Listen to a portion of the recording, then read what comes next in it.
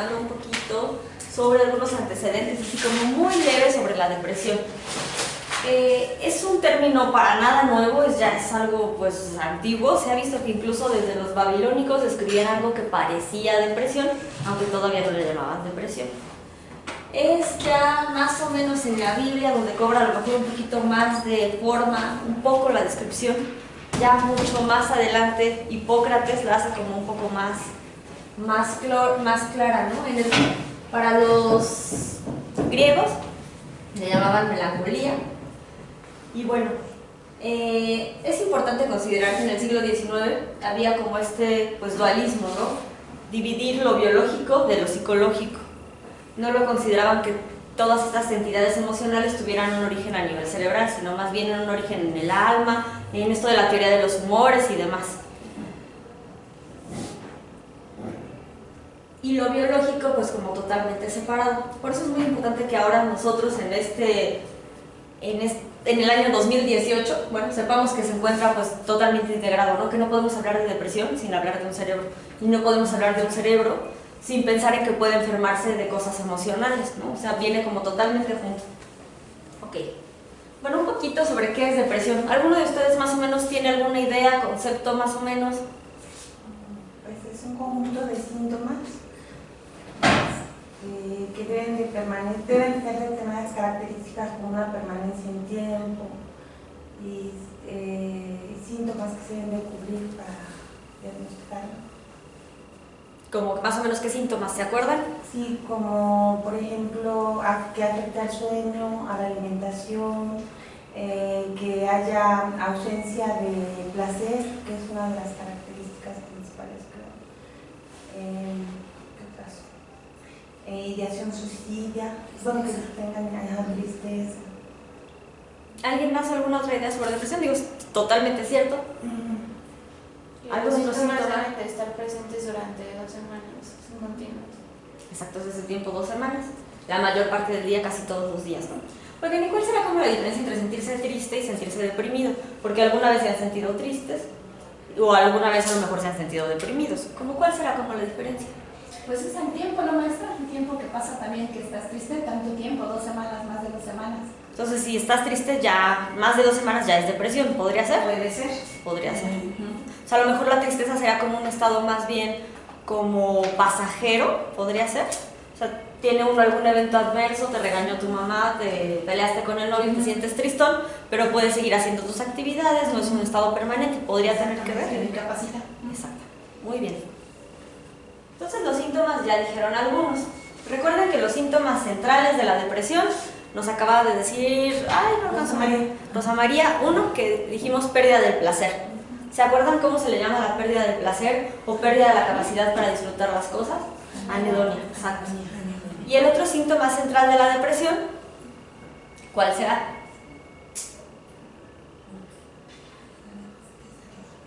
La tristeza, ¿no? Exactamente. Son como los 2 síntomas centrales. Entonces, de acuerdo al DSM, tiene que tener forzoso alguno de esos 2, que aquí los tenemos en el centro, más 4 de los otros que tenemos alrededor. Ya nos dijeron los del sueño, que acá los tenemos. El sueño será, ¿qué pasará con el sueño en los pacientes deprimidos? ¿De qué se acuerdan? Duermen mucho. Puede ser que duerman mucho O no duerman, exacto, puede ser de las 2. Lo más frecuente en depresión es que el paciente más bien no duerma. Puede ser, recuerden que existe el insomnio inicial, intermedio y terminal.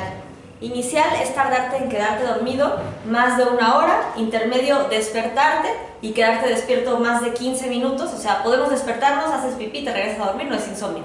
Pero si te quedas despierto más de 15 minutos ya es insomnio intermedio. Insomnio terminal es despertarte 1 hora antes de la hora a la que te tienes que despertar habitualmente.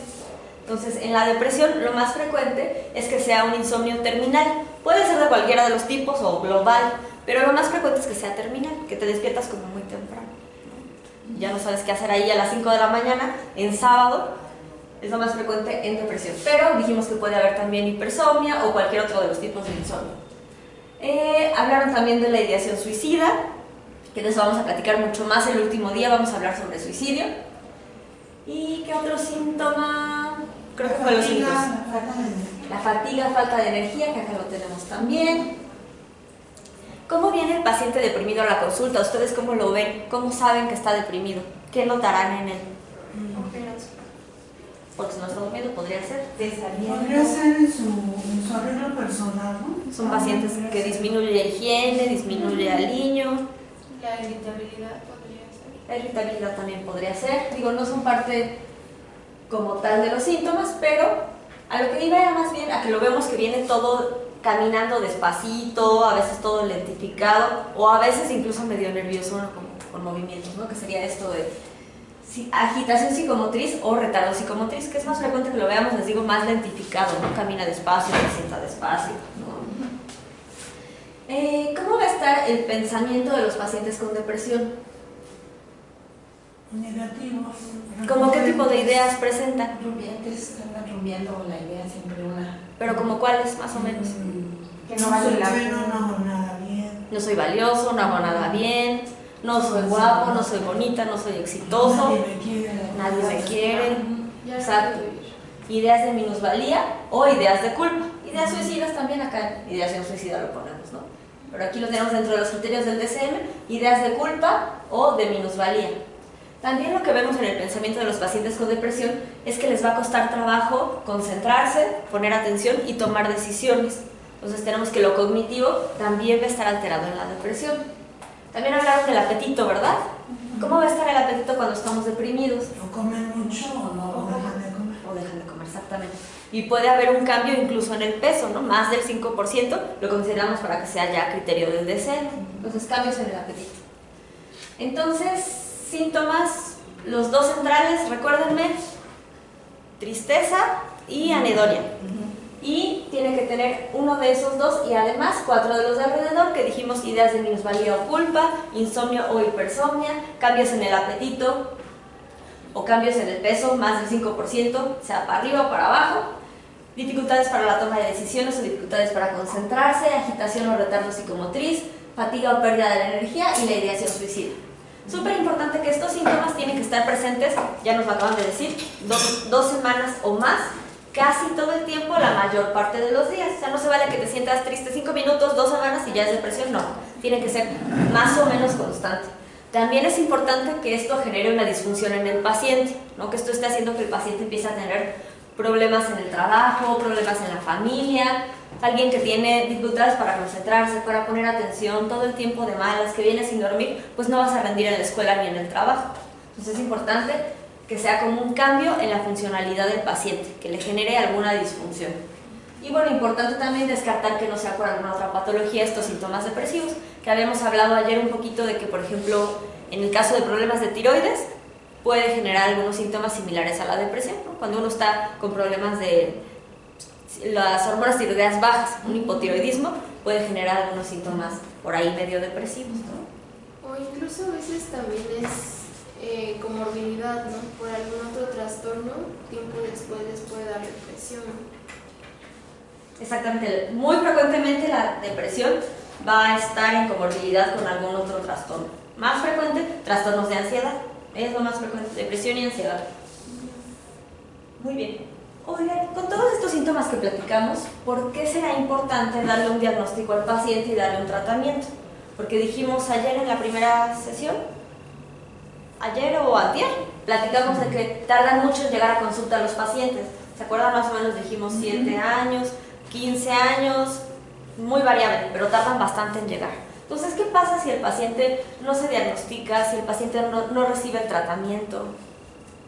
Pues comienza a ser como poco funcional en todos los aspectos de su vida, ¿no? ¿Cómo en qué aspectos Por podría ser? ejemplo, en el trabajo, en la relación con su pareja, con los hijos, con los amigos, de todo lo que es con su contexto.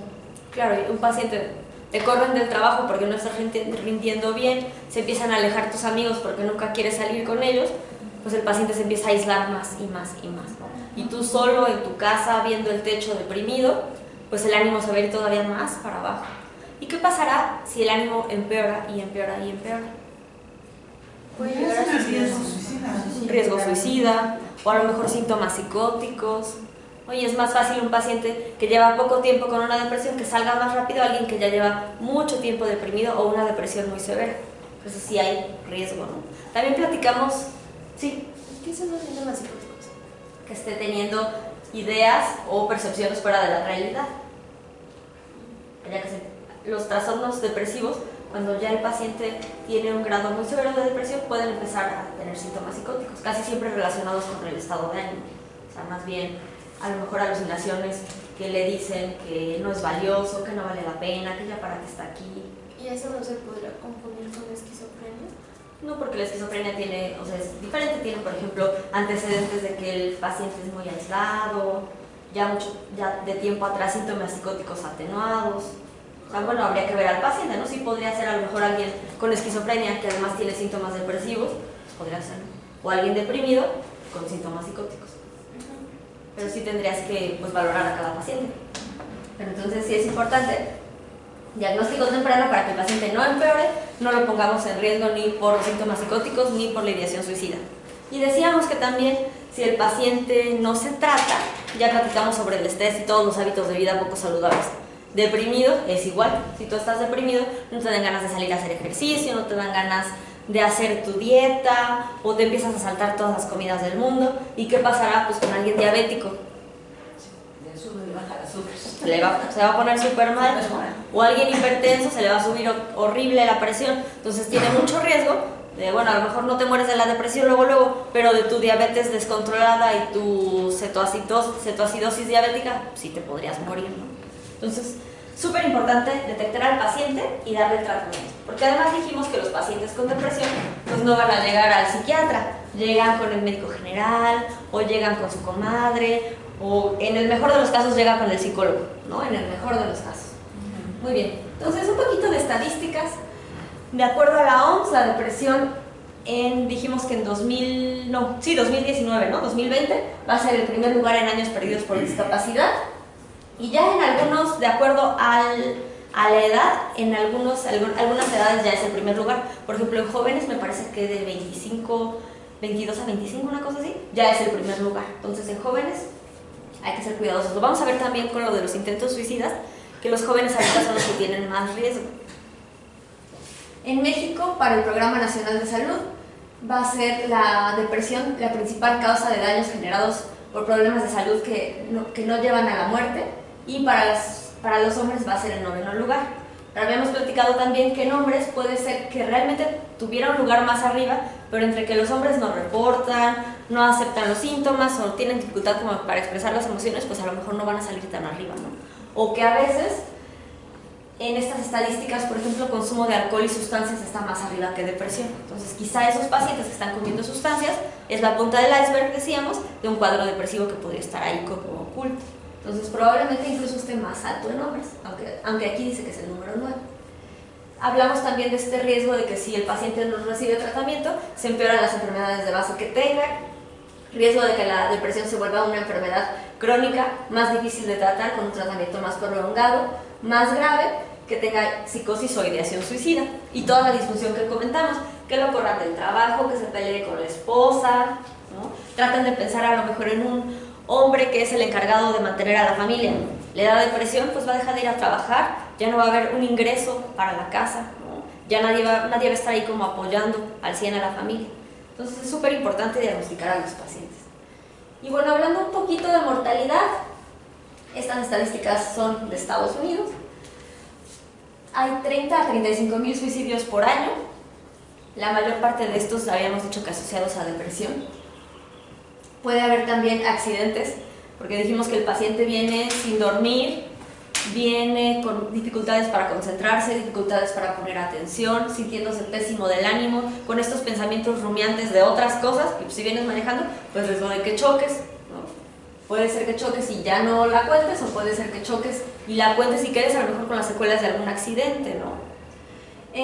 También dijimos que depresión se asocia a consumo de alcohol, entonces alguien deprimido en casa solo tomando alcohol todo el día, riesgo de que por un abuso de alcohol muy intenso, un consumo muy intenso, el paciente ya no la cuente, ¿no? O consumo de otras sustancias también podría ser.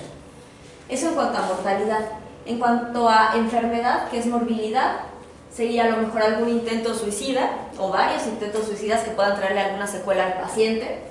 Accidentes de tránsito, como lo platicamos, lo del empeoramiento de las enfermedades, o sea, le va a costar a la familia o le va a costar, si el paciente tiene una mejor seguridad social, estar tratando estas complicaciones de estos padecimientos crónicos que están descontrolados. O sea, un paciente con depresión, deprimido, con depresión ya de varios años, que nunca ha seguido el tratamiento, con muy pobre conciencia de enfermedad, descontrol muy crónico de diabetes, factor de riesgo para insuficiencia renal, para problemas de circulación, amputaciones y demás. ¿Sabes? Habíamos hablado también de esto de que los pacientes pueden perder el trabajo, siendo a lo mejor el sustento de la familia, el abuso de sustancias, bueno, costos sociales, problemas familiares importantes. Decíamos, este señor, cabeza de familia, deprimido, que pierde el trabajo. Llega a la casa y la esposa está muy malhumorada porque él ya no tiene trabajo, ya no va a haber lanita para comprar las cosas, para pagar los útiles a los hijos, y él viene también enojado porque está deprimido, y cuando estamos deprimidos podemos estar enojados, irritables, poco tolerantes, entonces factor de riesgo para que se agarren del chongo cañón, ¿no? Entonces, además de afectarlo a él, a la esposa, va a afectar a los hijos y a lo mejor a toda la familia. Entonces puede tener un alto costo social para toda la familia. Ausentismo puede ser alguien que no va a trabajar, alguien que no va a la escuela, que disminuya su productividad o alguna lesión laboral, ¿no? Sin dormir, pensando en otra cosa, factor de riesgo para que la máquina te corte un dedo, ¿no? Entonces puede tener muchos costos para el paciente, para la familia e incluso para el país, ¿no? Entonces yo creo que sí le convendría al gobierno tratar de invertirle un poquito a lo mejor a salud mental, ¿no? Porque ya ven que cada año le quitan a salud, y salud mental pues ni la consideran, ¿no? Desafortunadamente. Bueno, un poquititito de suicidio, nada más de que 1 de cada 7 pacientes se suicida. El 70% de los suicidios se asocian a cuadros depresivos. El 70% de las personas que se suicidaron vieron a algún médico en las 6 semanas previas a cometer el acto suicida. Entonces, súper importante siempre preguntar a cualquier paciente que vean un poquito sobre ideación suicida, ¿no? Si lo ha pensado, qué ha considerado. Recuerden que esa idea de por preguntarle al paciente le voy a meter la idea, no es cierto, totalmente falso. Entonces, siempre preguntar sobre ideación suicida, que lo vamos a ver el viernes un poquito más profundo, ¿sabes? Bueno, otro poquito sobre epidemiología. Prevalencia de la depresión a lo largo de la vida, un 3.3%, lo que equivale más o menos a 150 millones de personas en el mundo deprimidos. O sea, muchísimo. Es de lo que más seguramente les va a llevar a la consulta. En México hablan de una prevalencia de un 1.5 a 3.7, o sea, muy variable, porque ya ven que nuestros estudios a veces no son tan controlados o no son tan enormes, ¿no? Edad media de inicio 30 años, pero dijimos que tardan entre 7 y 15 años en llegar a consulta, entonces probablemente un poco antes, quizá a los 25 años, ¿no? También dijimos que ahorita la depresión está aumentando sobre todo en grupos de edad más jóvenes, ¿no?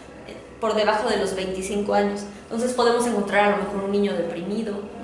Son particularmente como factores de personas de riesgo los niños y los viejitos, como los dos extremos de la vida, ¿sabes? Pero bueno, de forma general, mujer menor de 30 años o más o menos rodeando los 30 años es como lo más frecuente que vamos a ver. La depresión, como casi todas las enfermedades psiquiátricas, más frecuente en mujeres, 2 a 1. Y lo que habíamos dicho, que tardan más o menos 15 años en llegar a consulta, ¿sabes? Muy bien. Ahora un poquito sobre por qué alguien se deprimirá, por qué algunos se deprimen y otros no se deprimen bajo la misma circunstancia. ¿Qué se les ocurre que puede tener que ver? ¿El aprendizaje previo? El aprendizaje previo, o sea, como tu crianza. ¿Cómo en qué aspecto? Los estilos de afrontamiento. Los estilos de afrontamiento, te sí. enseñaron tus papás, tus tíos o de quien hayas aprendido a enfrentar los problemas. Que sería como esto, como el factor ambiental a lo mejor, ¿no? Entonces, sí tiene definitivo que ver como en qué familia creciste, cómo te criaron, si sabes o no sabes afrontar los problemas, tu temperamento, ¿no? Ya ven que hay gente que es muy optimista y hay gente todo lo contrario, que todo lo ve negro, todo lo ve sombrío, todo es algo terrible, ¿no? Entonces esos estilos de personalidad o ese estilo de temperamento también como influyen, ¿no? También, por ejemplo, se ha visto que pacientes que estuvieron expuestos a trauma en la infancia, no sé, abuso sexual o violencia intrafamiliar, mucho más riesgo de tener algún problema depresivo. Entonces ahí tenemos como un poco el factor ambiental, ¿no? ¿Qué otro factor influirá en que alguien desarrolle o no una depresión? Genético. Lo genético. ¿Qué han leído sobre o qué saben más o menos de depresión y genes? Yo estaba leyendo que se han hecho estudios en gemelos y que se ha visto que el factor genético influye. Exactamente. Sí, la mejor forma de ver si algo tiene o no tiene que ver con los genes son los estudios de gemelos. Y lo ideal, pues gemelos, idénticos, separados al nacimiento. Que decíamos que está imposible, ¿no? A ver, convence a la mamá que mande al hijo a otra familia un tiempo para ver si es el ambiente o no los genes, ¿no? Pero bueno, sí hay algunos estudios. Y lo que se ha visto en estos es que los estudios de gemelos idénticos, el 50% va a tener depresión también. O sea, y los que son gemelos no idénticos, o sea, mellizos o disigóticos, un 20%. Entonces sí es más en aquellos que tienen el material genético igualito. Entonces, definitivo, los genes tienen ahí un rol, ¿no? Los genes no es lo único, pero sí tienen una influencia. Y se ha visto, por ejemplo, gente que tiene papás o familiares de primer grado con depresión van a tener un 1.5 a 3 veces más riesgo de tener depresión. Entonces, sí influyen los genes, ¿no? Se ha visto respecto a esto de lo genético que no es solo un gen, son múltiples genes asociados. Por eso es difícil de estudiar, porque si haces un estudio genético, pues sabes qué gen, no sé, tal, utilizas ese gen y ves si es o no. Pero en este caso, que son muchos genes y que depende además del ambiente y de la neurobiología, es medio complicado de estudiar. Pero bueno, se ha visto que algo tienen que ver los genes. Sí. Aunque justamente que ayer o antier que hablabas de la epigenética, Ajá. En la actualidad le están dando más peso al desarrollo después del nacimiento que meramente al código genético que todos traemos. Sí, también es. Porque, bueno, lo manejan como una predisposición, pero según las condiciones ambientales, yo he sabido que le están dando más peso a las condiciones ambientales para el desarrollo tanto de depresión como para cualquier otra condición. Sí, ahorita está como muy de moda todo eso de la epigenética, que es como un poquito cómo se asocia lo genético con el ambiente, ¿no? Sí. ¿Ustedes, alguien más sabe un poquito sobre epigenética? Así como muy brevemente. Bueno, antes se pensaba justo eso, que el material genético ya nacías y ya traías tu código genético y ya valiste, ¿no? No se va a modificar. Pero ahora se ha visto que no, que conforme las experiencias que vamos pasando a lo largo de la vida, hay expresión de algunas bases y otras no, y se modifican nuestros genes conforme lo que vamos viviendo. Entonces, a lo mejor un niño que de chiquito lo separaron de la mamá y que vive en un orfanato, sus genes van a estar distintos. Y esos genes van a hacer que se modifique su neurobiología. Y eso va a ser factor de riesgo para algún cuadro afectivo, depresivo, etc. ¿Sabes? ¿Es multifactorial, no es? Es multifactorial. Sí, o sea, es el nivel social donde ellos crezcan. Eso también es importante. La pobreza es un factor importante para la depresión. La familia si está integrada o desintegrada, el número de hermanos, la economía, incluso hasta las ideas políticas que se manejan dentro de esa familia. ¿O en qué país estás? Influyentes en que un niño se forme de tal o cual manera. Claro. Pues todo influye, ¿no? Lo ambiental modifica los genes y los genes modifican lo neurobiológico y lo neurobiológico va a modificar tu personalidad y como que todo está como entremezclado. Entonces, por ser una enfermedad multifactorial, súper importante darle un tratamiento lo más interdisciplinario posible al paciente.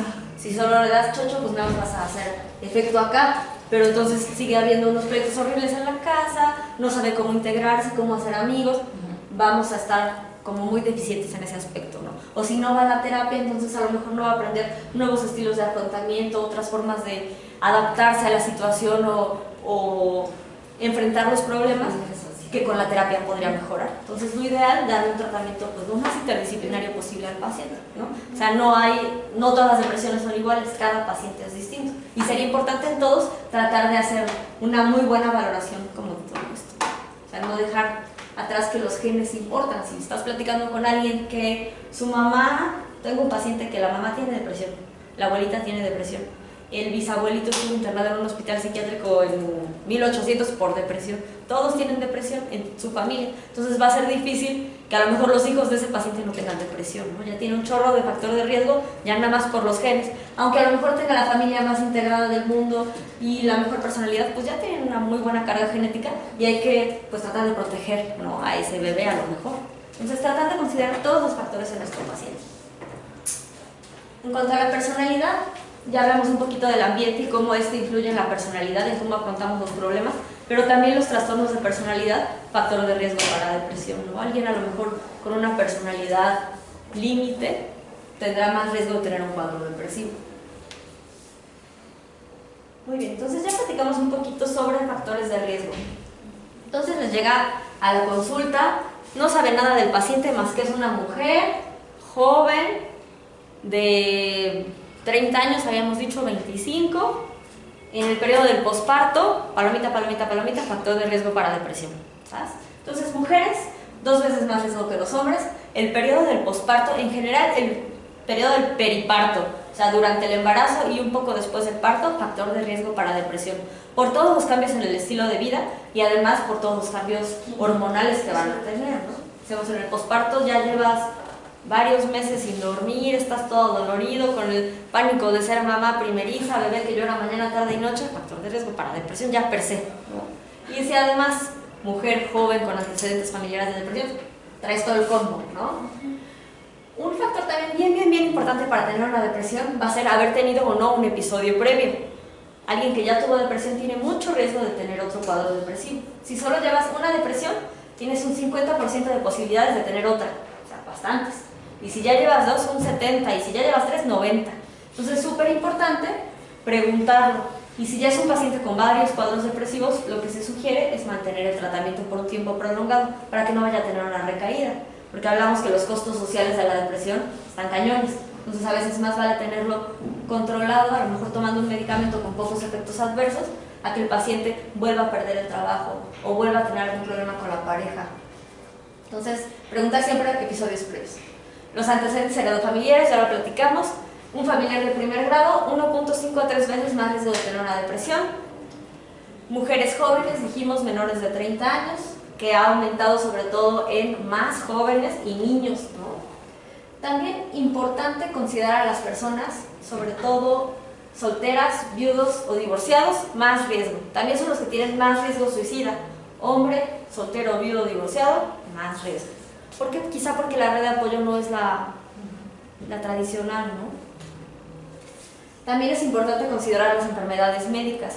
Alguien con cáncer terminal, que le acaban de decir que no la va a librar, no hay forma, o sea, está cañón afrontar una noticia así, ¿no? Es muy probable que desarrolles una depresión.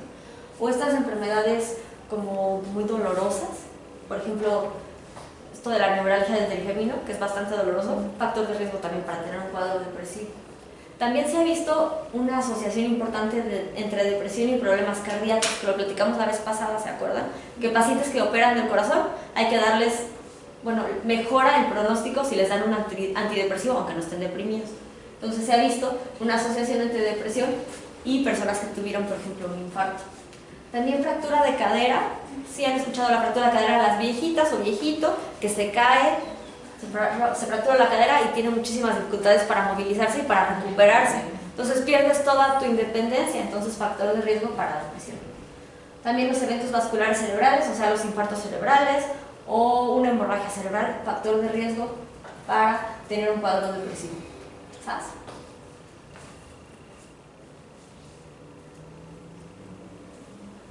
Muy bien. ¿Han leído algo un poquito más o menos sobre qué pasa en nuestro cerebro cuando estamos deprimidos? ¿Más o menos alguna idea?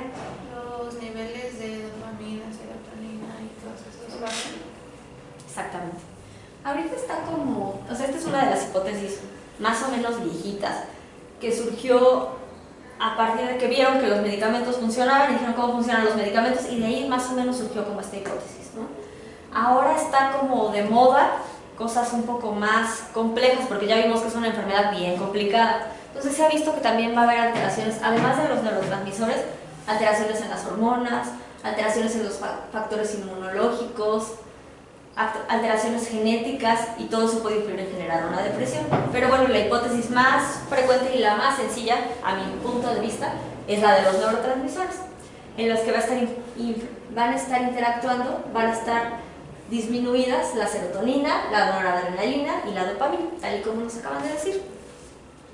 Pero decimos que no es la única hipótesis y que probablemente próximamente se van a poner mucho más de moda, sobre todo lo inmunológico, ¿no? Se ha visto, por ejemplo, que algunos pacientes deprimidos mejoran con darles un analgésico, mejora la depresión con analgésico, o sea, con desinflamatorios. Está como interesante eso. Pero bueno, esta hipótesis sobre las monoaminas, serotonina, noradrenalina y dopamina, tiene que ver con la cantidad de neurotransmisores que va a haber en el espacio intersináptico. Entonces tenemos aquí dos neuronas, la neurona presináptica y la postsináptica. Lo que sucede es que la neurona presináptica fabrica la serotonina, la libera en el espacio intersináptico y la otra neurona la cacha. Y lo que se piensa que sucede en depresión es que hay muy poquita serotonina en el espacio intersináptico. Entonces la transmisión no se da de forma adecuada. De forma compensatoria, porque nuestro cuerpo ya vimos que es muy sabio y se adapta, ¿no? Trata de mantener la homeostasis a través del cambio, ¿no? Esto de la alostasis que platicamos. Entonces lo que hace de forma compensatoria la otra neurona es que va a formar muchísimos receptores para cachar la poquita serotonina que hay. A pesar de que hay muchos receptores, aún así va a ser poca la transmisión y va a haber algunos receptores que no funcionan del todo bien. Bueno, lo que va a hacer el medicamento, que lo vamos a ver un poquito más adelante, ¿se acuerdan cómo se llaman los medicamentos que damos para depresión? Exacto, la fluoxetina es un inhibidor selectivo de la captura de serotonina, que ya el nombre nos dice exactamente lo que hace. Es decir, actúa en esta bomba que se encarga de la serotonina que va a haber en el espacio intersináptico, la vuelve a cachar, la deshace, la vuelve a fabricar y la vuelve a sacar, ¿no? Entonces lo que va a hacer es que va a inhibir a esta bomba, entonces ya no va a cachar la serotonina que está acá y eso va a hacer que la serotonina en el espacio aumente. Entonces inhibe la recaptura de serotonina, ¿sabes? Así es como funciona y aumenta la cantidad que tenemos ahí. Y bueno, les puse esta pequeña grafiquita para más o menos explicar en qué áreas del cerebro se ha visto que están identificados los síntomas de la depresión. Por ejemplo, se ha visto que está involucrada la corteza prefrontal dorsolateral en la fatiga, la concentración, el interés, el placer, la corteza prefrontal ventromedial en el humor, la culpa, las ideas suicidas, las ideas de minusvalía, en el hipotálamo va a estar el sueño, el apetito, acá está el hipotálamo, el verdecito. En la amígdala, el humor, la culpa, las ideas suicidas, la minusvalía y también algunos componentes del apetito podrían estar en la amígdala. En el tallo cerebral, ahí es de donde salen todos los neurotransmisores de los que platicamos. En cuanto a la médula espinal, tenemos la fatiga, en el cerebelo la psicomotricidad, en el núcleo accumbens el interés, el placer, la fatiga, la energía. Entonces va a haber muchas áreas de nuestro cerebro que están involucradas en cada uno de los síntomas. Y tiene que ver pues con las redes neuronales, ¿no? Con las redes. Aquí tenemos cómo van a estar todas las vías. Por ejemplo, aquí está la de norepinefrina en verdecito, en morado tenemos la de dopamina y la de serotonina en amarillo. Entonces, cómo los neurotransmisores van a viajar a todas estas áreas de nuestro cerebro, regulando todos los síntomas que platicamos: la fatiga, el afecto, el apetito. Y bueno, aquí les puse un pequeño estudio, un PET, de cómo se ve un cerebro que no tiene depresión y un cerebro deprimido. Y vemos que va a haber algunas áreas que van a estar como más hiperactivas y otras áreas un poco más apagadas. Ahí lo tenemos otra vez. Lo que está en rojito va a estar hiperactivo durante la depresión y lo que está en azulito, hipoactivo. Entonces, definitivamente decíamos que la depresión no está en el alma ni en el corazón, ¿no? Sino está localizado pues básicamente en nuestro cerebro. Muy bien. Hablamos también un poquito sobre los desencadenantes. ¿Qué desencadenantes se les ocurre que pudieran generar una depresión? El desempleo, divorcio, en lo académico reprobar materias, problemas económicos. Problemas económicos, sí, también. una pérdida de un ser querido. Una pérdida de un ser querido muy frecuentemente. Digo, puede generar un duelo normal o incluso una depresión, dependiendo del paciente, ¿no? La pérdida de algún miembro de... Totalmente hablamos de esto de los pacientes, paciente diabético amputado, ¿no? O alguna enfermedad grave o crónica. Hay pacientes que pueden generar una enfermedad degenerativa, alguien con Alzheimer o alguien con Parkinson. Por ejemplo, el Parkinson puede generar depresión por los medicamentos, por la misma enfermedad o incluso por el diagnóstico, ¿no? Y el Alzheimer, a veces el Alzheimer puede debutar con síntomas depresivos incluso antes de que el paciente sepa que tiene Alzheimer. Entonces sí, están muy relacionadas, ¿no? Entonces realmente cualquier evento ambiental o un cambio de rol a lo mejor estos cambios que tenemos a lo largo de la vida, de pasar de la adolescencia a entrar ya a la adultez, entrar a trabajar, tener una casa, todas las nuevas responsabilidades, o a lo mejor decíamos de estar soltero a de repente casarte, irte a vivir con alguien diferente, como que cualquier cambio en el estilo de vida puede generar un cuadro de depresión, dependiendo de cada paciente. Considerando todo lo demás que platicamos, tu personalidad, tu ambiente, tu familia, etcétera, etcétera, etcétera, ¿no? Hay pacientes que pueden tener una depresión sin ningún desencadenante, sí puede pasar, pero no es lo más frecuente. Entonces siempre hay que tratar de preguntar. Yo siempre le pregunto al paciente, ¿usted asocia el inicio de los síntomas a algún evento? Y habitualmente te dicen que sí, ¿no? Habrá quien no, pero es raro. También es importante considerar el uso de sustancias. Hay algunas sustancias que pueden generar cuadros depresivos. Por ejemplo, el alcohol puede generar depresión. Y decíamos que es paradójico porque a veces los hombres beben alcohol para bajar la ansiedad o para mejorar el ánimo, y pues lo único que va a hacer es que el ánimo se vaya pues todavía más para abajo, no les va a echar la mano para nada. También dijimos que lo hormonal, alguien con problemas en tiroides puede tener síntomas similares a los de la depresión. Entonces es súper importante interrogar bastante bien al paciente, ¿no? También se ha visto que algunos medicamentos pueden generar depresión. Por ejemplo, lo que les da los de esclerosis múltiple, el interferón, puede generar depresión, ¿no? O algunos tipos de cáncer, por ejemplo el cáncer del páncreas, puede generar síntomas depresivos, nada más por ser cáncer de páncreas, ¿no? No solo por el diagnóstico. Muy bien. ¿Cómo vamos a nombrar la depresión? Nombre completo, trastorno depresivo mayor. Hay que colocarle extra si es un trastorno leve, moderado o grave.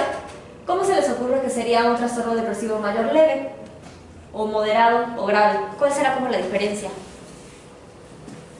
Cuando no es funcional, por ejemplo, el leve, moderado o grave, cuando todavía la persona es funcional, puede ir a trabajar. Pues puede generar mucha más disfunción si es grave o moderado, podría ser, ¿no? De todas formas, tiene que disfuncionar en algo porque si no, no cumple criterios para la depresión, ya lo habíamos platicado. Pero influye también, por ejemplo, el número de síntomas. Depende de cuántos síntomas tengas, si va a ser leve, moderado o grave, ¿no? Depresión es leve, habíamos dicho que puede mejorar el paciente con psicoterapia. Moderado o grave, farmacológico. ¿Qué otras cosas se les ocurre que pueda hacernos decidir así? Platicas con el paciente y dices ya, depresión grave. ¿Cómo que se les ocurre? ¿Cuántas veces ha tenido depresión anteriormente? O cuando ya tiene idea suicida. Exacto, cuando uno ya tiene ideación suicida podría ser, o síntomas psicóticos, ya lo consideramos automáticamente grave, ¿no? Entonces, trastorno depresivo mayor, moderado, o leve o grave. Hay que también colocarle si ha sido el primer episodio o si ya lleva varios episodios, si ha sido episodio único o recurrente. Considerar ahí si tiene síntomas psicóticos, si tiene síntomas de ansiedad, si tiene características atípicas o melancólicas. Los pacientes, por ejemplo, con síntomas depresivos atípicos o melancólicos responden mejor a otros medicamentos, por ejemplo a los antidepresivos duales, con respecto a los que tienen los síntomas tradicionales de la depresión. Por ejemplo, algunas características atípicas de depresión podrían ser, habíamos dicho que del sueño, habitualmente los pacientes con depresión tienen insomnio terminal, ¿no? Pacientes con características atípicas tienen hipersomnia, o sea, todo el día dormidos, muy cansados, con depresiones muy enérgicas. Y se ha visto, por ejemplo, cierta asociación entre las depresiones atípicas y pacientes con trastorno bipolar. Entonces también hay que preguntar. Los pacientes con características melancólicas son pacientes que se sienten peor en la mañana, despiertan sintiéndose mucho peor y conforme va mejorando el día se van sintiendo un poquito mejor. Entonces, bueno, son algunas características específicas de los síntomas. También hay que colocarle al padecimiento si tiene síntomas catatónicos. ¿Saben lo que son los síntomas catatónicos? Seguro los han visto en las películas. Les encanta a Hollywood los síntomas catatónicos. Como que te quedas Ajá. paralizado. Puede ser que se queden como inmóviles mucho tiempo, o pacientes que te copian, ¿no? Que tú haces movimientos y te copian. Eso se llama ecopraxia, o repiten lo que tú dices, que se llama ecolalia. Lo más frecuente de la catatonia es que se presente por trastornos neurológicos, eso es lo más común. Pero, en segundo lugar, tenemos los episodios afectivos, sobre todo trastorno bipolar. Pero puede pasar también en depresión, o puede pasar también en alguien con esquizofrenia. Entonces, una depresión muy crónica que no se trata puede empezar con síntomas catatónicos, ¿no? Entonces, digamos la importancia de tratar el padecimiento. También importante considerar si es en el periodo del periparto, habíamos dicho un poquito antes de que nazca el bebé o después de que nace el bebé. Para que sea depresión postparto tiene que ser en las 4 semanas posteriores al parto. También está la depresión con patrón estacional, que en nuestro país no se ve tanto porque no tenemos tantos cambios en esto de la luz, pero son estos pacientes que se deprimen, por ejemplo, en invierno, ¿no? Por la falta de luz solar. En estos países donde están a lo mejor 3 semanas sin luz, que todos los días desde noche, factor de riesgo para este tipo de cuadros depresivos. También tenemos el trastorno depresivo persistente. No sé si se acuerden que antes en el DSM viejito estaba la distimia y el trastorno depresivo mayor crónico. Distimia eran síntomas depresivos que no cumplen como tal para un trastorno depresivo mayor, eso era distimia. Y el trastorno depresivo mayor crónico era depresión por más de 2 años. Y se vio que no había mucha diferencia entre los pacientes con distimia y los pacientes con trastorno depresivo mayor crónico. Entonces en el nuevo DSM hicieron como una mezcla y ahora se llama trastorno depresivo persistente. O sea, distimia ya desapareció y depresivo crónico. Trastorno depresivo mayor crónico desapareció también. También tenemos dentro de estos el trastorno disfórico premenstrual, que recuerden que son síntomas de cambios en el estado de ánimo, irritabilidad asociados con el periodo menstrual, casi siempre 7 días antes. Y está muy relacionado porque los pacientes mejoran mucho con antidepresivo. A veces tenemos pacientes con depresión que además tienen trastorno disfórico premenstrual y lo que les pedimos es que un poquito antes de que tengan su periodo aumenten media tableta más del antidepresivo. Y pasando el periodo que lo regresen a la dosis normal y les va bastante bien a los pacientes. También tenemos el trastorno depresivo inducido por sustancias o medicamentos, que habíamos dicho puede ser alcohol. Decíamos que este medicamento que utilizan para la esclerosis múltiple también puede provocar depresión, entonces preguntar siempre al paciente qué es lo que está tomando, ¿no? Porque a veces de la comadre me recomendó que me tomara, siempre interrogarlo. O lo vemos, por ejemplo, en los pacientes con manía. Ves, llega el paciente todo maníaco y no sabes ni por qué, interrogándolo. Es que fui a una clínica de perder peso y me dijeron que me tomara estas anfetaminas. Riesgo para que tengas tu cuadro de manía. Entonces siempre preguntarles a los pacientes de medicamentos y sustancias, más porque dijimos que es en jóvenes, entonces interrogar sustancias y medicamentos. O a lo mejor un paciente que se mete cocaína, pues va a ser una manía también, ¿no? Síntomas de elevación del estado de ánimo.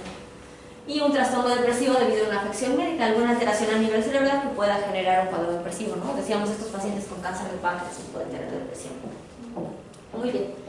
Ahora, ¿cómo vamos a evaluar a los pacientes? ¿Ustedes cómo los evalúan?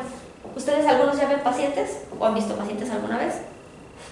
Primero con la entrevista. Súper importante, ¿no? Si uno fuera doctor de alguna otra cosa, si eres gastroenterólogo, pues le haces una endoscopía o le haces un ultrasonido, pero en nuestro caso lo más valioso que tenemos es la entrevista. Entonces, hacer una historia clínica bien detallada. Dijimos que es importante, desde la ficha de identificación ya sabemos qué onda, ¿no? Te llega una mujer joven en el periodo del periparto, que vive a lo mejor en alguna área de mucha violencia o de mucha pobreza de nuestro país, ya hay poco rojo, ¿no? Puede ser un paciente con depresión, ya nada más de la pura ficha de identificación. Entonces es súper importante preguntarles edad, fecha. Yo siempre les pregunto en dónde viven, les digo como para saber más o menos, va a ser como para que decidamos desde qué le vamos a recetar, ¿no? Por los costos, es importante en nuestro país considerar costos. Los medicamentos, hay algunos que están por arriba de 1,000 pesos y va a haber otros pues, de 100 pesos, entonces decidirás dependiendo del paciente qué es lo que va a poder comprar. Porque aunque sea el mejor medicamento, a lo mejor es el indicado para él, pero si no lo va a poder comprar, pues no tiene caso que lo tome una semana y ya.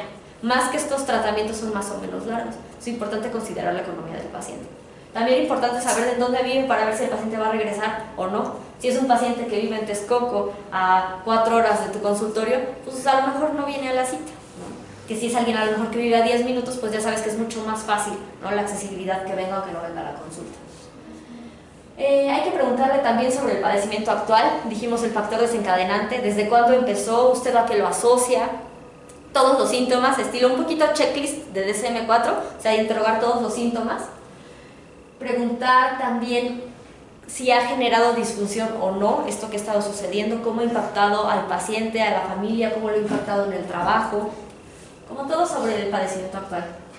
En salud mental previa, interrogar si ha tenido cuadros depresivos previos, que era lo que decíamos. Si ya ha tenido uno, muchísimo riesgo de que tenga otro, y si ya lleva 2, muchísimo más. También si en el pasado ya tomó algún medicamento o tomó alguna terapia, preguntarle cómo le fue, ¿no? Siempre, si le funcionó algún medicamento, probablemente este que le vas a dar que se repite el mismo porque el otro ya, ese fue el que le funcionó, ¿no? O sea, a alguno ya le cayó muy mal, pues hacer como nota mental, no darle porque no le cayó bien, ¿no? Y yo siempre les trato de preguntar también de cómo se sintió con el psiquiatra que lo vio, qué le gustó de la consulta, qué no le gustó, pues como para tomar un poquito nota y tú tratar de que el paciente se sienta más cómodo contigo, ¿no? Hacer como un buen rapport con el paciente. O si tomó psicoterapia que no le gustó, ¿no? De salud mental previa también es importante considerar, preguntar siempre intentos suicidas previos, porque como con los cuadros depresivos, si ya ha tenido un intento, probablemente tenga otro. Entonces es súper importante preguntar sobre intentos suicidas previos. Preguntar conductas autolesivas, si el paciente se corta, se lastima. Básicamente salud mental previa. Antecedentes personales no patológicos sería preguntarle al paciente con quién vive, cómo se llevan con ellos, para que chequemos red de apoyo. No es lo mismo un paciente que vive con su familia, que tiene un chorro de apoyo, que la mamá sabe que vino a consulta, que le va a comprar el medicamento, alguien que viene a escondidas, que los papás están en contra del medicamento o en contra de que el paciente reciba atención, o a lo mejor estos familiares que no saben ni qué onda con el hijo, que no saben nada, ¿no? Hay papás como muy despegados, me han tocado que ni platican con los hijos ni saben absolutamente nada de lo que está pasando el hijo. Entonces es súper importante preguntar un poquito sobre eso, para ver cómo va a estar la red de apoyo. Antecedentes personales patológicos, enfermedades previas que tengan, alguna otra cosa, habíamos dicho, puede ser problemas de tiroides, problemas de diabetes, hipertensión, cualquier enfermedad que tenga el paciente, tratar de considerar, porque dijimos, a lo mejor el paciente no se te muere de la depresión, pero si ya lleva meses sin tomarse el medicamento para su diabetes, pues puede que le dé un coma hiperosmolar o alguna cosa ahí más gacha. Entonces es importante también preguntarle de eso y también hacer énfasis en que tiene que tomar su medicamento, seguir las indicaciones de su médico, ir a sus consultas, ¿no? También preguntarle lo gineco-obstétrico, porque dijimos que las hormonas tienen un rol en nuestro estado de ánimo. Entonces, muy frecuentemente, por ejemplo, me llegan mujeres en la menopausia, entonces también considerar eso. ¿También a los hombres se les pregunta eso? Gineco-obstétricos no, pero les pregunto un poco sobre androgénicos. O sea, preguntarles, en general no solo en depresión, en la historia clínica siempre les pregunto si tienen pareja, preguntarles un poco sobre vida sexual, preguntarles sobre si se cuidan o no se cuidan, ¿no? Como para también considerar si el paciente tiene alguna otra patología extra, no sé, alguien con VIH, también eventualmente puede generar síntomas depresivos, entonces tratar siempre de preguntar como un poquito sobre ginecobstétricos o androgénicos, sí es importante. Y decíamos tratamientos previos de depresión. Las comorbilidades, ya dijimos si tiene depresión, si tiene hipertiroidismo, alguna otra enfermedad, o decíamos alguna otra enfermedad psiquiátrica, ¿no? Habíamos comentado que la depresión casi siempre es comorbilidad de muchas otras patologías, sobre todo ansiedad. Entonces siempre preguntarle, rascarle sobre todo de ansiedad. Evaluar los riesgos, autolesiones, ahorita ya ven que está súper de moda entre los adolescentes que todos en la secundaria se cortan, pues preguntarle. Incluso yo siempre les pido que me enseñen dónde se cortan, ¿no? Con qué se cortan y en qué momento se cortan. No es lo mismo alguien que se corta con la intención de quitarse la vida, alguien que se corta cuando se siente triste, cuando se siente enojado, como para manejar las emociones. Entonces preguntarle, ¿cuándo fue la última vez que se cortó? También es importante. Preguntarle sobre ideación suicida, que lo vamos a hablar un poquito más el viernes, sobre síntomas psicóticos para ver si el paciente está en la realidad o no. Si el paciente tiene autolesiones, ha tenido algún intento suicida previo y además está fuera de la realidad, pues ya foco rojo para que a lo mejor es un paciente que necesita vigilancia constante o incluso un internamiento. Sobre todo un paciente con pobre red de apoyo, que no va a haber quien le eche la mano en casa o quien esté al pendiente, mejor mandarlo a internar para prevenir riesgos, ¿no?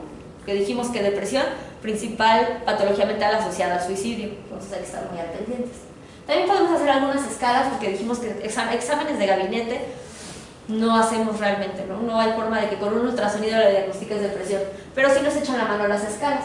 Le podemos hacer el Hamilton de depresión, que ese lo haces tú, el Beck, que es autoaplicable, o sea, se lo das al paciente y él lo realiza, y tenemos como más para estudios, por ejemplo, de investigación, el PHQ-9, que son solo 7 preguntas y nos indica si el paciente podría o no tener depresión, pero ustedes saben que la escala por sí misma no del diagnóstico, necesitamos ver al paciente, ¿no? Interrogarlo súper bien.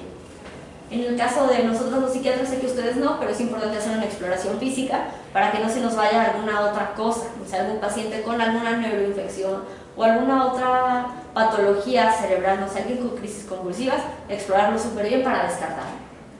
Y casi siempre les pido laboratorios, un perfil general, una biometría hemática, una química y un perfil tiroideo, para descartar que el paciente no tenga alguna patología de base, o les decía, no nos damos cuenta, se nos descompensa de la diabetes o de la presión o de alguna otra cosa.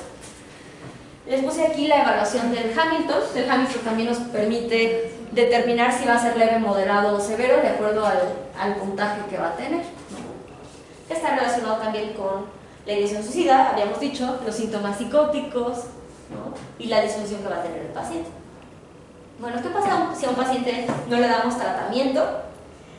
Se ha visto que la gran mayoría va a quedar o con un cuadro depresivo, que es el azulito, o con una remisión parcial. O sea, realmente pocos van a presentar una remisión total del cuadro. O sea, no es buena idea dejarlos ahí a la evolución natural porque la gran mayoría va a seguir con síntomas. Entonces es mejor idea darle tratamiento a nuestro paciente. Bueno, dijimos, si la depresión no se trata, se va a cronificar, va a empeorar y eso puede generar que el paciente no perciba las consecuencias de sus acciones, que tenga ideas de muerte o intentos suicidas, que abandone sus actividades, su trabajo, la escuela o consumo de sustancias, que nos va a poner mucho más riesgo al paciente. Ahora un poquito sobre tratamiento. ¿Qué han leído o qué saben sobre el tratamiento de depresión? ¿O qué han visto o qué han tomado? Que se utiliza en ocasiones como coadyuvante con un tratamiento cognitivo-conductual, o a veces primero el tratamiento y luego la psicoterapia. Sí, depresión es leve, que podemos intentar únicamente con psicoterapia. Cognitivo-conductual efectivamente es de las que tienen más evidencia de que funcionan. También puede funcionar terapia interpersonal. Sugerencia, traten de mandar al paciente lo que está comprobado que funciona, ¿no? Porque a lo mejor si lo mandas a psicoanálisis, a lo mejor le va a funcionar, pero con un año o dos, cuando ya se suicidó el paciente. Entonces mejor primero sacarlo del cuadro depresivo grave y ya una vez que el paciente esté mejor, entonces ya lo mandas a psicoanálisis, que también le va a ayudar, ¿no? Para la vida, ¿no? O para mejorar su personalidad, sus capacidades de afrontamiento y demás, pero de forma así como, pues en ese momento nos sirve algo que funcione más rápido. Precisamente más que nada por la urgencia, ¿no? Necesitamos estrategias de actuar en ese momento. En ese momento, claro. Y habíamos dicho también como un poco como con el estrés, ¿no? O sea, tratar de convencer al paciente o hacerle énfasis en los estilos de vida saludables. Que el paciente salga a hacer ejercicio, que el paciente trate de comer bien, que trate de ampliar sus redes sociales, marcarle a sus amigos, salir un poquito, como extra, ¿no? Porque decíamos, el paciente en su cama, acostado, viendo el techo, pues solo se va a sentir peor y peor y peor, ¿no? O sea, además de la psicoterapia y además del medicamento, todas esas medidas generales, ¿no? Y dijimos que muy frecuentemente va a tener comorbilidad con ansiedad, entonces darle también estrategias para manejar la ansiedad, de relajación, de respiración, ¿no? Muy bien, en cuanto a los medicamentos, ¿saben más o menos? Sí. Bueno, tengo una duda. ¿Cómo se trabaja desde la interpersonal? Porque según yo es como algo muy nuevo, ¿no? O sea, había leído que es como una nueva corriente que incluso hasta te permiten tratar a pacientes, o es como otro tipo de psicoterapia. ¿Cómo que te permite tratar a pacientes? Yo digo, personas familiares. O sea, había leído que es como, no como una nueva corriente, sino como, bueno, sí, porque es como si fuera, por ejemplo, humanismo, no sé. De hecho, creo que se desencadena de eso y se meten como con rollos incluso espirituales, así de budismo, cosas raras, pero decían que te permiten tratar a tus familiares. Entonces, no sé si sea ese o es como otro concepto. Pues no sabía que podía, a través de la interpersonal también se podía dar terapia familiar, la verdad no sabía. Pero sé que la terapia interpersonal está como basada en mejorar cómo el paciente se relaciona con otras personas y como muy basado como en empatía, contacto con otras personas. Sí, ¿no? La sistémica. La sistémica es la familiar, es así. Terapia familiar sistémica, pero la interpersonal sí es como, según yo no sabía que se podía familiar, pero quizá, ¿no? Porque ahora tratan como de integrar todas, ¿no? ¿De medicamentos? ¿Qué han visto? ¿Conocen a alguien que toma medicamentos psiquiátricos? La risperidona no está considerada como antidepresivo. No. Ese es antipsicótico. Ese se utiliza más bien, por ejemplo, para pacientes con esquizofrenia o pacientes del control de impulsos. O la quetiapina, ¿verdad? La quetiapina también es un antipsicótico, pero ese se utiliza, por ejemplo, depende de la dosis. Dosis muy bajitas las usan para dormir. Dosis intermedias se pueden usar para ansiedad y dosis altas como antipsicótico. También se utilizan, por ejemplo, en el trastorno bipolar, la quetiapina se puede utilizar como un estabilizador del estado de ánimo. que es un antipsicótico más nuevo, la risperidona es más viejita, pero las dos funcionan bien. Pero para la depresión, a lo mejor podríamos usarlas en una depresión con síntomas psicóticos, podría ser, ¿no? O una depresión que no jala con medicamentos, a veces puedes agregar un antipsicótico y puede jalar. Pero como de forma habitual, pues no damos antipsicóticos, no tiene mucho caso, ¿no? Más bien antidepresivos. Los que más damos son los inhibidores selectivos de recaptura de serotonina, que ya me dijeron por aquí la fluoxetina. ¿Qué otro conocen? Inhibidor selectivo de recaptura de serotonina. Son los más famosos. Clonazepam. Sertralina. El clonazepam es más bien una benzodiazepina. Puede ser la fluoxetina, la sertralina, la paroxetina, el citalopram. Todos esos son inhibidores selectivos de recaptura de serotonina. También tenemos como que la familia que le siguió a esos son los inhibidores selectivos de recaptura de serotonina y noradrenalina, que les llaman duales, que son un poquito más potentes y funcionan para depresiones más anérgicas o depresiones con mucha ansiedad. O, por ejemplo, mujeres que están en la menopausia les funciona también muy bien, sobre todo para lo de los bochornos. Ya antidepresivos más viejitos tenemos los tricíclicos y los imados. También tenemos otros como la amirtazapina, la trazodona, que los usamos también, pero generan un poco de somnolencia, entonces los usamos en pacientes muy específicos.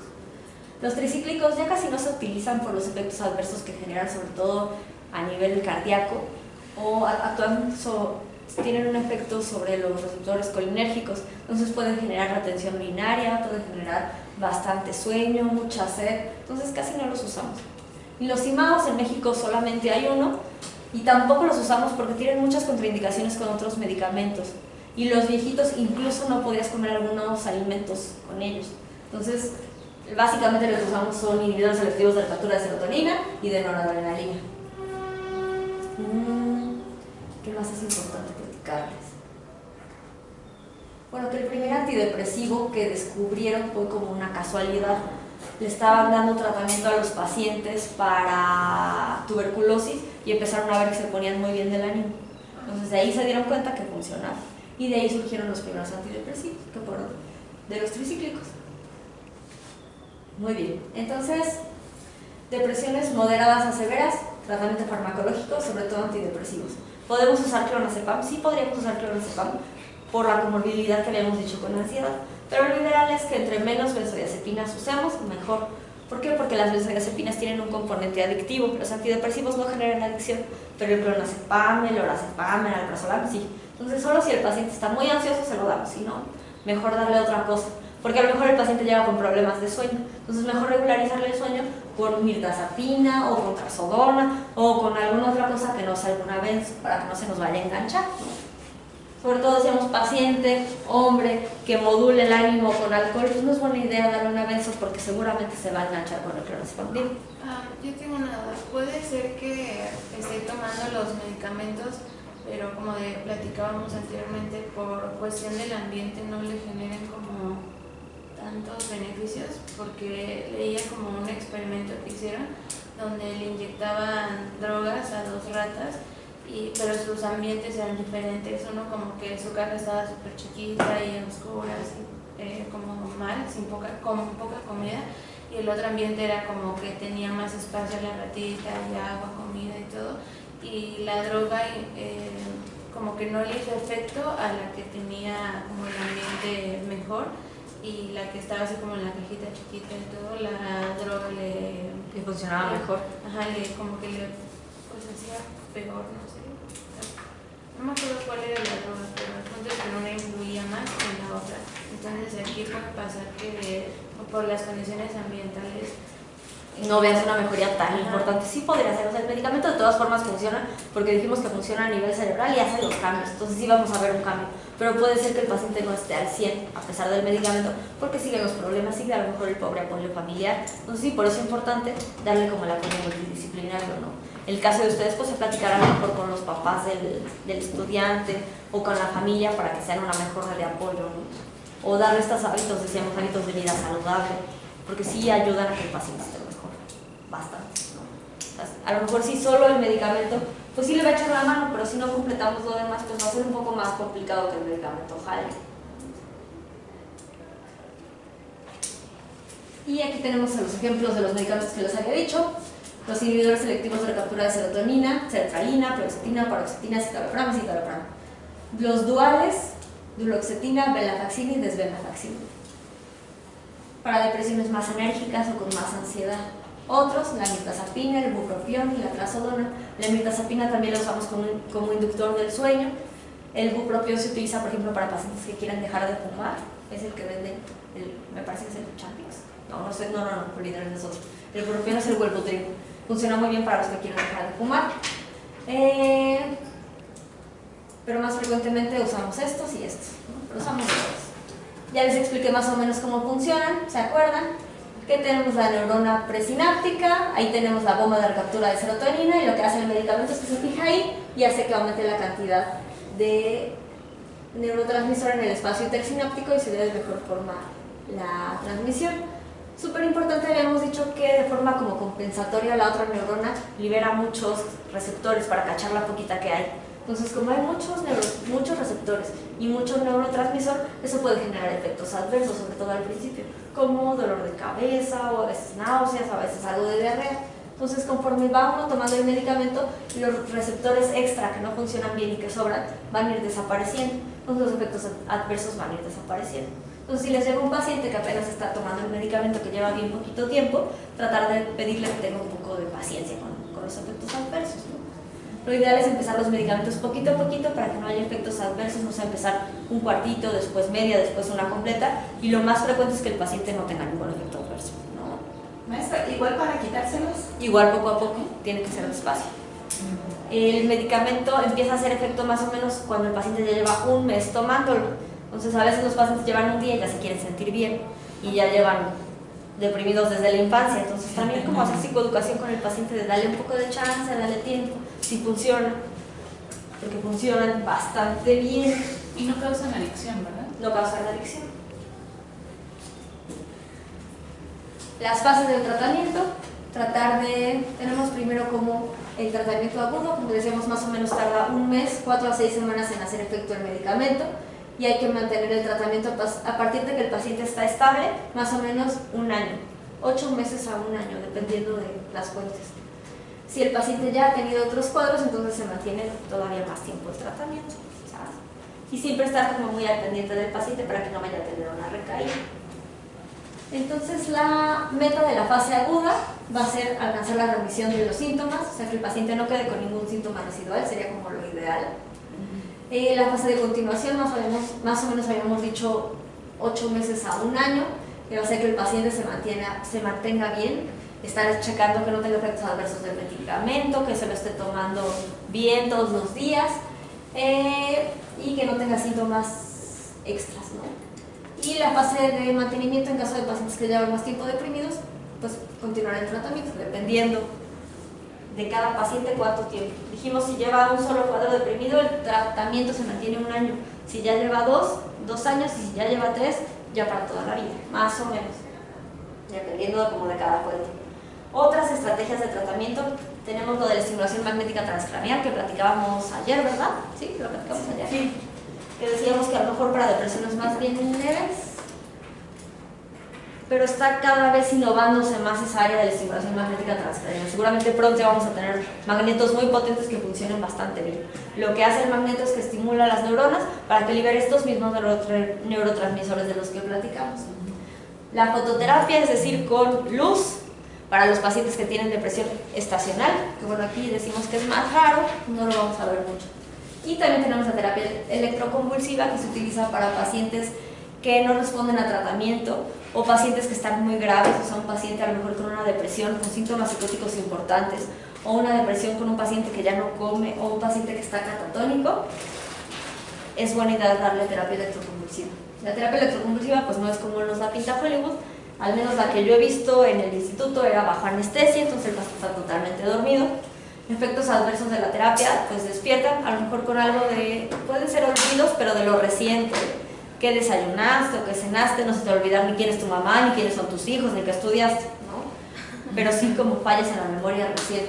Y dolor muscular, porque como les dan un relajante muscular, entonces realmente no es una convulsión de todo el cuerpo, es una convulsión localizada, pero sí puede generar un poco de dolor muscular. y pues realmente funciona muy bien, es muy potente porque genera una liberación masiva de neurotransmisores, una mejoría mucho más rápida de lo que podemos ver a lo mejor con un antidepresivo que va a tardar más. Y de todas formas se les tiene que dar tratamiento de mantenimiento a los pacientes. A veces se les da terapia electroconvulsiva de mantenimiento y además pues un antidepresivo. Perfecto, ¿dudas, chicos? Sobre depresión, tratamientos de depresión, efectos adversos de antidepresivos.